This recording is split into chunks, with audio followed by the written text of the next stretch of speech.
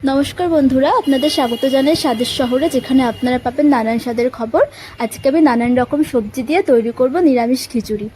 তো চলুন দেখে নিই আমি কী কী নিয়েছি। এখানে আমি একটি থালার মধ্যে সব রকমের সবজি কেটে নিয়েছি, আর এখানে নিয়ে নিয়েছি আলু আর টমেটো। এখানে নিয়ে নিয়েছি ফুলকপি। ফুলকপিগুলো খুব ছোট ছোট করে কাটবেন না, তাহলে খিচুড়ির মধ্যে গলে যায়। এগুলো আমি একটু বড় বড় করে কেটে এবারে নিয়ে নেব চাল ডাল। তো আমি এখানে রোজকার যে চাল সেই চালই এখানে ব্যবহার করেছি। আপনারা চাইলে আতপ চাল দিয়েও করতে পারেন। আমি এখানে এই বাটির 1.5 বাটি চাল নিয়ে নিয়েছি। এবার দেখুন, হাফ বাটি মটর ডাল, হাফ বাটি মসুরির ডাল আর হাফ বাটি মুগ ডাল নিয়ে নেব। তাহলে চাল ডাল সমান পরিমাণে হয়ে গেল, আর সবজি অনেক ধরনের আছে। আর এইভাবে খিচুড়িটা তৈরি করলে খিচুড়িটা খেতে খুবই সুস্বাদু হয়। তো চলুন দেখা যাক। মুগ ডালটা যেহেতু ভেজে দেবো, সেহেতু এটা আমি বাকি চাল ডালের সঙ্গে মিশিয়ে দেবো না, এটাকে আলাদা রাখবো।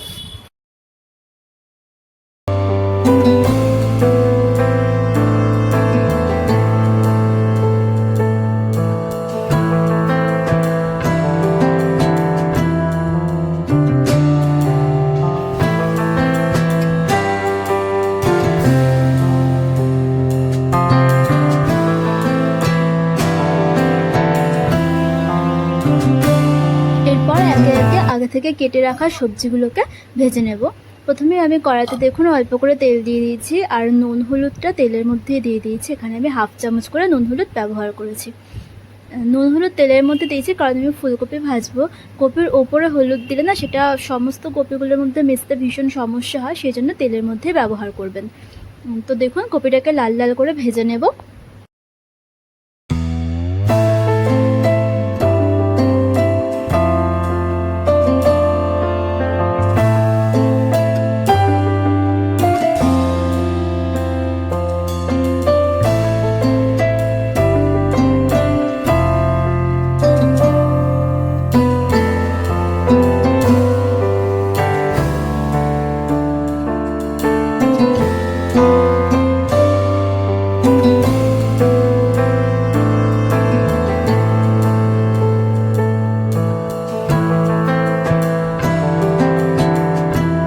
এখানে আমি খুব সামান্য পরিমাণ তেলে কপিগুলোকে দেখুন খুব সুন্দর লাল লাল করে ভেজে নিয়েছি। আপনারাও চাইলে এভাবে ভাজতে পারেন, তবে অবশ্যই খেয়াল রাখবেন হিটটা যেন মিডিয়াম থাকে।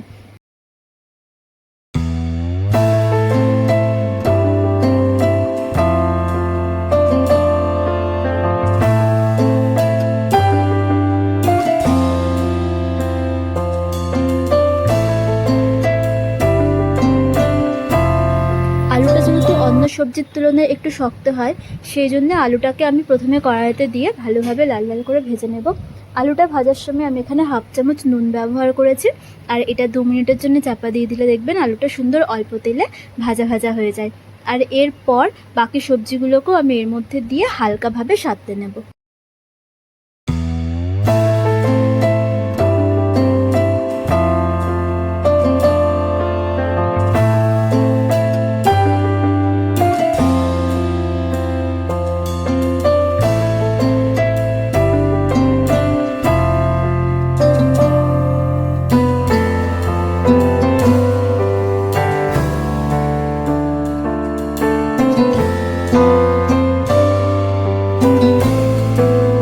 এরকমভাবে সমস্ত রকমের ডাল দিয়ে নানান রকমের সবজি দিয়ে খিচুড়ি তৈরি করলে সেটা খেতে যেমন সুস্বাদু হয়, তেমন এটা কিন্তু খুবই স্বাস্থ্যকরও হয়। আর এখনকার আমাদের যেরকম ফুড হ্যাবিট, তাতে করে কিন্তু মাঝের মধ্যে এরকম স্বাস্থ্যকর খাবার খাওয়াটাও প্রয়োজন।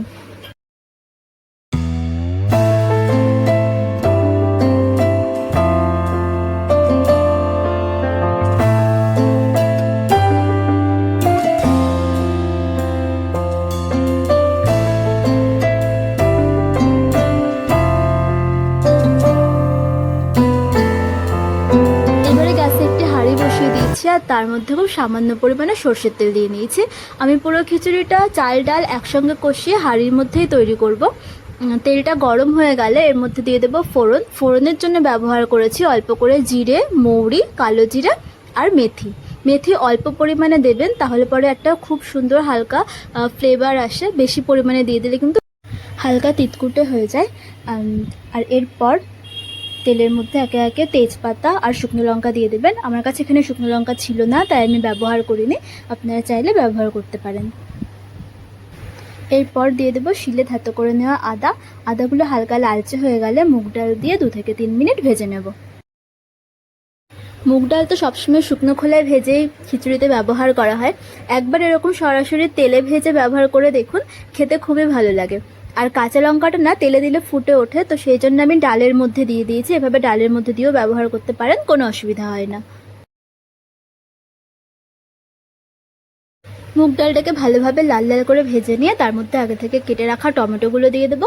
টমেটোগুলো দিয়ে অল্প করে নেড়ে যে চাল ডালগুলো আমি একসাথে মিশিয়ে নিয়েছিলাম সেটা এর মধ্যে দিয়ে দেব। আর এর মধ্যে আমি নিয়েছিলাম চাল, মুসুরির ডাল আর মটর ডাল, সেটা এর মধ্যে দিয়ে ভালোভাবে নেড়ে নেব। এবারে এখানে আমি নিয়ে নিয়েছি 1 চামচ জিরে গুঁড়ো, 1 চামচ ধনে গুঁড়ো আর 2 চামচ নুন আর 1 চামচ হলুদ গুঁড়ো।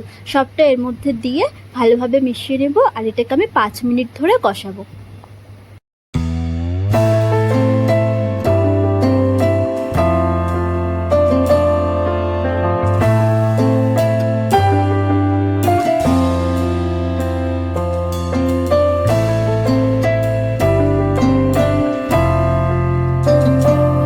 চাল ডালটা ভালোভাবে কষিয়ে নিয়েছি। এরপর এর মধ্যে সামান্য পরিমাণ জল দিয়ে দেব। তারপর আগে থেকে ভেজে রাখা সবজিগুলো এর মধ্যে দিয়ে দেব আর সবজিগুলো ডুবে যাবে এতটা পরিমাণ জল দিয়ে এটাকে 20 থেকে 25 মিনিট পর্যন্ত হাই টু মিডিয়াম হিটে ফুটিয়ে নেব।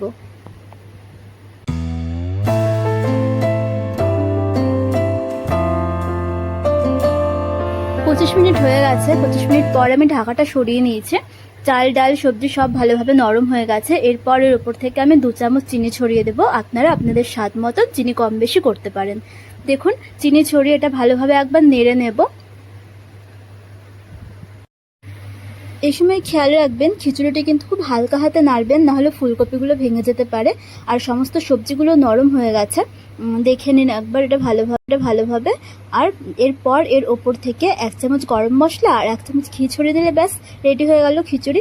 এরপর আপনারা আপনাদের ইচ্ছে মতন পরিবেশন করুন। আর খিচুড়িটি চাপা দেওয়ার আগে আমি এর ওপর থেকে আরও 1 চামচ ঘি ছড়িয়ে দেব, যাতে করে পরে খেতে আরও বেশি স্বাদ হয়। আর আমার করা ভিডিওগুলি যদি আপনাদের ভালো লাগে তাহলে আমার চ্যানেলটি প্লিজ সাবস্ক্রাইব করবেন, লাইক কমেন্ট শেয়ার করবেন। ধন্যবাদ।